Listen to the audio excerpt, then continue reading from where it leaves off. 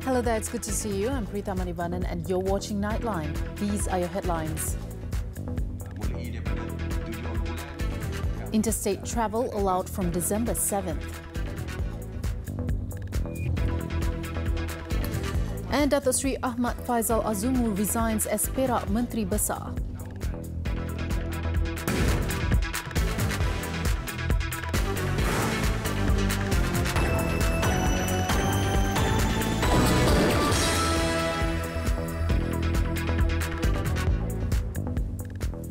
Good morning. The government aims to produce more policymakers and leaders among technical professionals to ensure that the country's direction is in line with the current technological developments. Prime Minister Tan Sri Muhyiddin Yassin said the country's technology-based agencies and companies must be helmed by technical professionals.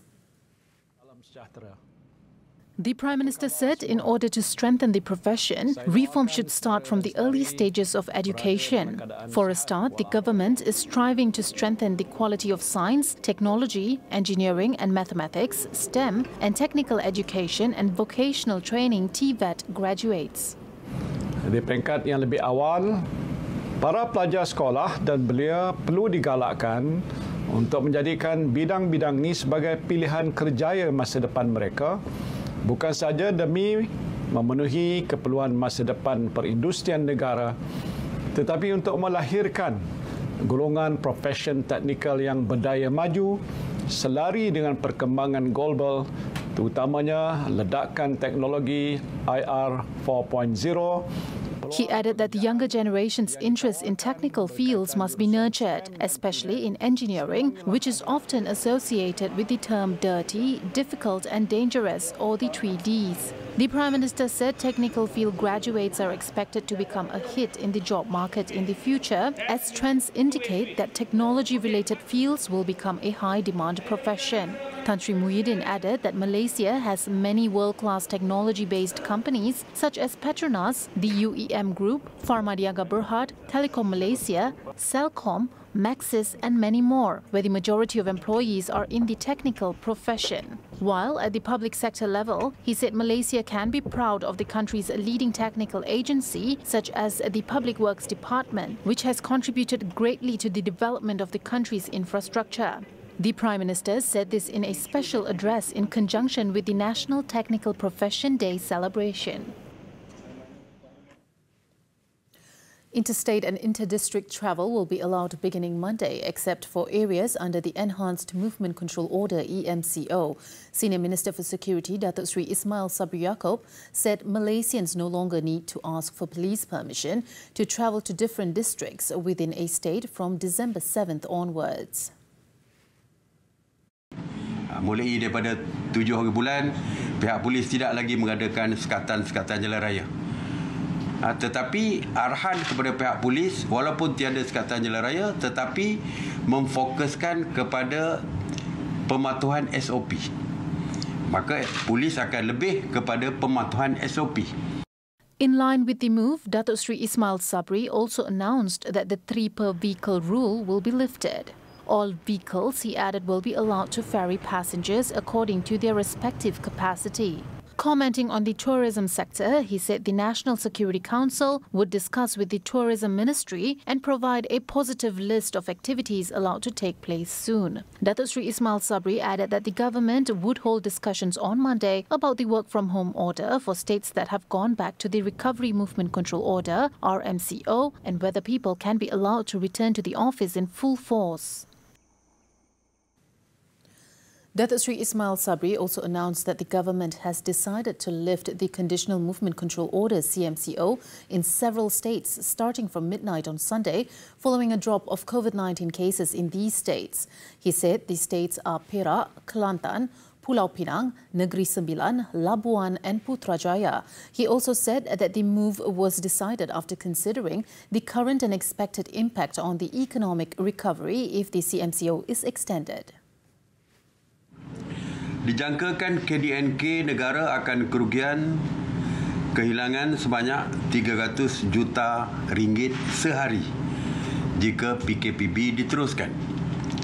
Ini sekaligus akan mengakibatkan kemerosotan pasaran buruh dan penurunan perbelanjaan isi rumah, peningkatan ketidaktentuan pelaburan, kehilangan pekerjaan tetap, penutupan perniagaan dan lain-lain kesan, sama ada secara langsung ataupun secara tidak langsung.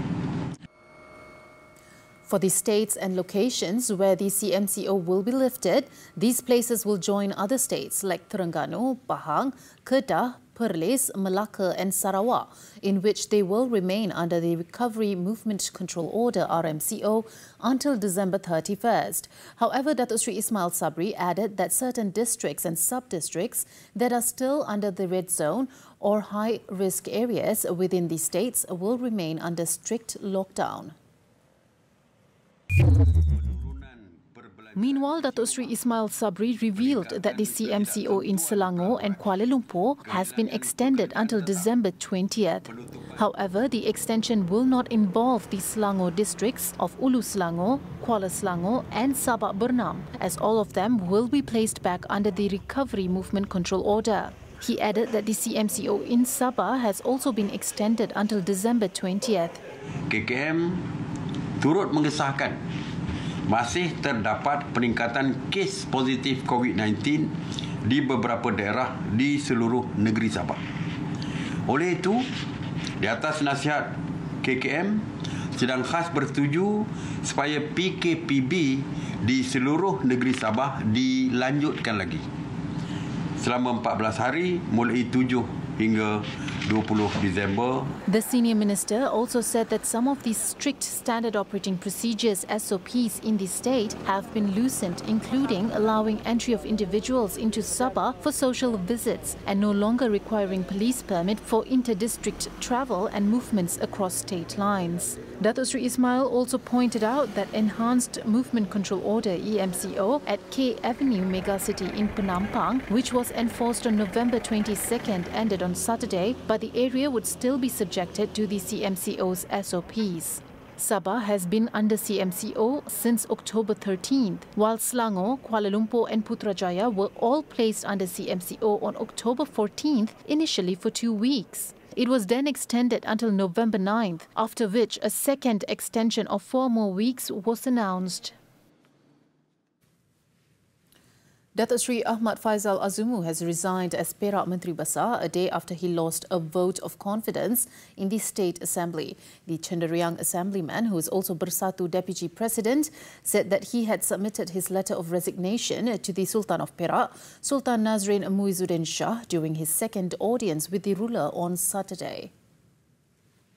In a press conference this evening, Datuk Sri Ahmad Faizal also announced that the Perak State Executive Councillors, EXCOs, have also stepped down from their respective positions.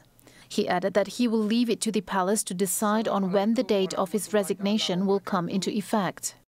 Saya telah pun menyampaikan surat peletakan jawatan saya kepada Yang Maha Mulia pada Kesi Sultan dan pejabat tuanku akan tentukan perkara berkenaan. Tetapi saya telah sembahkan surat peletakan jawatan saya. He also expressed his appreciation to State Secretary Datuk Ahmad Suadi Abdul Rahim and the state administration staff for their contributions. Earlier, Datuk Sri Ahmad Faizal was seen entering Istana Kinta at about 3 p.m. He left the palace about half an hour later. On Friday, Datuk Sri Ahmad Faizal failed to get majority support in a vote of confidence at the State Assembly. Only 10 assemblymen supported him, 48 were against, while another abstained from voting. The motion was submitted by Pengkalan Baru Assemblyman Datuk Abdul Manap Hashim to determine whether Datuk Sri Ahmad Faizal still had the support of the State Assembly to lead as Menteri Besar. The Sultan of Perak, Sultan Nazrin Muizuddin Shah, advised state political leaders to find the best formula to form a new state government and choose a new Menteri Besar. A member of the Dewan Negara Perak, Datuk Sri Muhammad Anwar Zaini, however, explained that it is not the responsibility of the ruler to interfere in the state political parties' negotiations. At a press conference, Datuk Sri Muhammad Anwar also said the list of candidates for the Menteri Besar post was still being negotiated by the political parties concerned. He said this at a press conference outside Istana Kinta after 3 opposition leaders from Perak Pakatan Harapan had an audience with the Sultan of Perak. Perak DAP chairman Nga Korming was the first to arrive, followed by Perak PKR chairman Farhash Wafa Salvador Rizal Mubarak and Perak Parti Amanah Negara chairman Dato' Asmuni Awi. They left Istana Kinta at 11:35 a.m. after a 20-minute discussion with the ruler. The trio was followed by Perak UMNO chairman Dato' Sarani Muhammad, who was seen entering the palace at 11:37 a.m. and leaving about half an hour later. UMNO President Dato' Sri Dr. Ahmad Zahid Hamidi is also expected to have an audience with the Sultan of Perak on Sunday. Sabah UMNO will not betray its cooperation with the parties in Gabungan Rakyat Sabah GRS and hopes that the same stand is held by party members in the coalition. State UMNO Liaison Committee Chairman Datuk Sri Bung Mokhtar Radin gave the guarantee that the party will continue to work with its GRS partners when asked about speculations that the political situation in Perak would spread to Sabah. Sebab ianya bergantung kepada keikhlasan kita. UMNO ini memang ikhlas.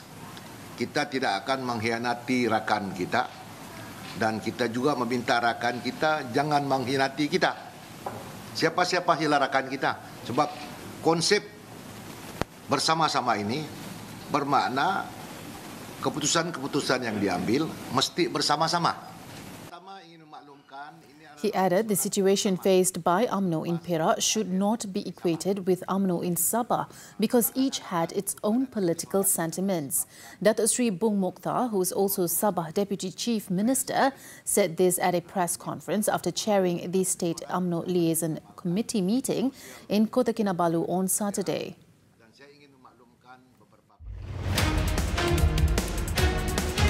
Protecting and promoting the competitive process in Malaysia for the benefit of businesses, consumers and the economy. On Money Matters this week, we speak to Chief Executive Officer of Malaysia Competition Commission, Iskandar Ismail, on creating a conducive competition culture to make markets work well. This Saturday, 5 p.m, only on TV3. Let's take a short break, and when we come back, man asking for donations for bedridden mother found dead. Details next. Welcome back. An update on the COVID-19 situation in the country. The Health Ministry has detected 4 new clusters. The 4 are the Batu Tiga cluster in Tawau, Sabah, Jalan Domis cluster in Penampang, Kota Kinabalu, and Tonggot in Sabah, Andalas cluster in Klang, Selangor, and Buletin construction site cluster in Cheras, Titiwangsa, and Lembah Pantai, Kuala Lumpur. Tan Sri Dr. Nur Hisham said as of Saturday, 385 clusters had been reported to the ministry. The total number of clusters that have ended is 198, including 5 clusters on Saturday, namely the Forest Cluster, Aero Cluster, Sungai Way Cluster, Baki Cluster and Seladah Cluster. He said a total of 1,123 new COVID-19 cases were recorded on Saturday, taking total confirmed infections in the country to 71,359. While 1,143 patients were discharged over the past 24 hours, bringing total recoveries to 60,204. Sabah continued to chart the highest number of new cases with 391. 4 fatalities were reported on Saturday, with 2 in Sabah and 1 each in Johor and Selangor, pushing the death toll to 380. The Education Ministry will make an announcement soon on its decision whether to continue or abolish the Ujian Pencapaian Sekolah Rendah UPSR, which could come to an end as early as next year. Deputy Education Minister 1 Muslimin Yahya said that the ministry was in the final stages of a detailed study on the plan to abolish the exam. According to Muslimin, if abolished, no other exam will be introduced to replace the UPSR. Instead, the Year 6 primary school students would be gauged through their overall academic performance, essay test, and an interview process to determine their place in 5 different types of secondary schools. Kita ubah kepada pentaksiran sepanjang masa untuk kita memilih pelajar-pelajar masuk ke MRSM, asrama dan sebagainya. Dan setakat ini di peringkat Kementerian Pendidikan kita dah membangunkan pentaksiran yang sesuai untuk menggantikan mungkin ini tidak mungkin untuk setakat ini menggantikan UPSR pada masa depan. Many quarters, including the National Union of Teaching Profession and UTP, have called for the abolishment of the UPSR, which was introduced over 30 years ago to reduce pressure on students by moving away from exam-oriented education. An agreement to abolish it was then announced by former Education Minister Datuk Sri Mazir Khalid back in 2016. Police have arrested 2 more suspects who were involved in a brawl in front of Lawyat Plaza in Bukit Bintang. Dangwangi District Police Chief ACP Muhammad Zainal Abdullah said the 2 suspects were arrested on Saturday after surrendering to police.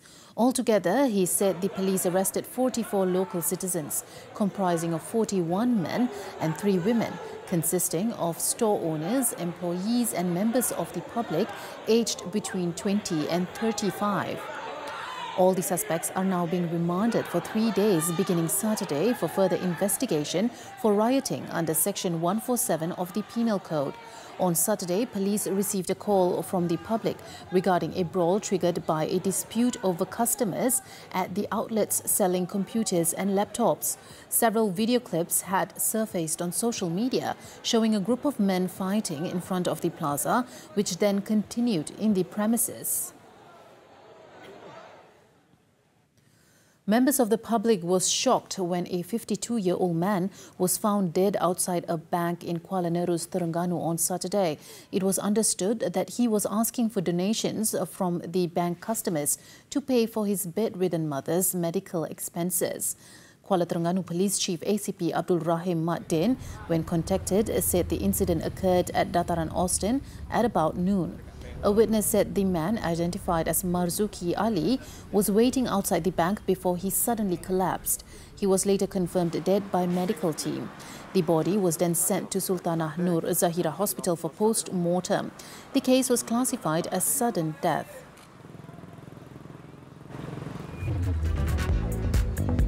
Southern Thailand hit by flash floods, 17 dead. This and more stories on the foreign front coming up. Now on to the foreign front. In neighbouring country Thailand, at least 17 people were killed in severe flash floods. The floods have been triggered by unrelenting downpours in 9 provinces in the southern parts of the country close to the Malaysian border. The 9 provinces, Surat Thani, Nakhon Si Thammarat, Pattalong, Trang, Songkhla, Pattani, Narathiwat, Satun and Yala, are inundated after continuous heavy rain since last week. Nakhon Si Thammarat is the worst-hit province. Authorities said all 22 districts in Nakhon Si Thammarat were hit by floods, with more than 184,000 families affected. Search and rescue efforts are still ongoing. 18 miners were confirmed dead on Saturday after a carbon monoxide leak at a coal mine in southwestern China. State media reported rescue efforts are underway to reach 5 others still trapped underground. 24 miners were caught up in the accident at the Diao Shui Dong mine in the city of Chongqing after the gas leak occurred on Friday. The accident occurred while workers were dismantling underground mining equipment. The mine had been closed for the previous 2 months. Local media reported that investigators were working out to determine the cause of the accident. Mining accidents are common in China, where the industry has a poor safety record and regulations are often weakly enforced. For the second day in a row, the United States notched a record number of coronavirus cases in 24 hours, reaching 225,201 new infections. According to a tally by Johns Hopkins University, in that same period, the country recorded 2,506 COVID-19 related deaths. The United States, the country with the most coronavirus cases and deaths in the world, has seen a dramatic resurgence in its epidemic in recent weeks. It surpassed 200,000 new daily cases 3 times in the past month, peaking at more than 210,000 between Wednesday and Thursday this week. U.S. health officials warned a surge after millions of Americans traveled to celebrate last week's Thanksgiving holiday, despite pleas from authorities to stay home. For 2 weeks, the U.S. has regularly topped 2,000 fatalities per day, as it had in the spring at the height of its first wave of the country's outbreak. The number of people hospitalized with COVID-19 is also steadily increasing, especially in the most populous states of California, Florida, New York and Texas. The United States has recorded more than 14.3 million COVID-19 cases and 278,000 related deaths since the start of the pandemic. In Hong Kong, increased cross-department inspections of crowded areas can be expected in the coming weeks. This is in response to the worsening fourth wave in the country and as the government raises the penalties for flouting social distancing rules as the city records 102 new COVID-19 cases on Saturday. According to officials, the stiffer fixed fines more than doubled from the $250 previously to $650 will take effect next Friday and is aimed at strengthening public's awareness. They apply to violations of the 2-person rule on public gatherings, compulsory wearing of face masks and mandatory testing orders. Meanwhile, Russia is starting its COVID-19 vaccination program with clinics in the capital Moscow, inoculating those most at risk from the virus. Its own vaccine, Sputnik V, which was registered in August, is being used. Developers say it is 95% effective and causes no major side effects, but it is still undergoing mass testing.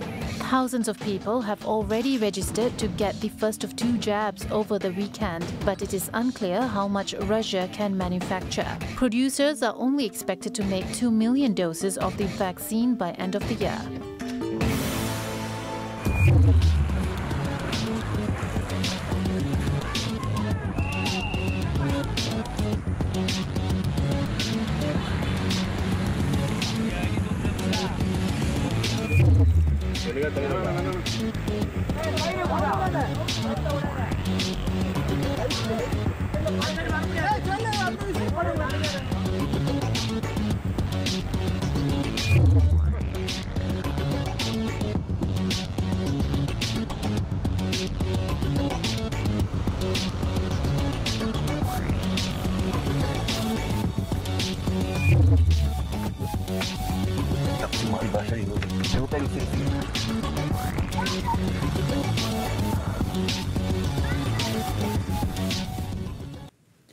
Now let's take a look at the highlights in Malaysia's main newspapers for Sunday, December 6th. The lifting of interstate and inter-district travel from December 7th takes the front page of the New Sunday Times and Berita Harian Ahad, plus the latest on political situation in Perak. Malaysia's best-selling Malay newspaper Metro Ahad, meanwhile, reports on the tussle over 1.5 billion ringgit royalties for recording artists. Don't forget to get your copies or subscribe to the online newspaper. December is all about the festive. In Nevada, United States, a homeowner has set the bar very high for his neighbors when it comes to Christmas decorations. Now, the garden of property features a herd of twinkling reindeer, a forest of illuminated Christmas trees, and a huge nativity scene. Let's take a look at these breathtaking decorations while we wrap up Nightline. I'm Pritha Manivannan. Thanks for tuning in and stay safe.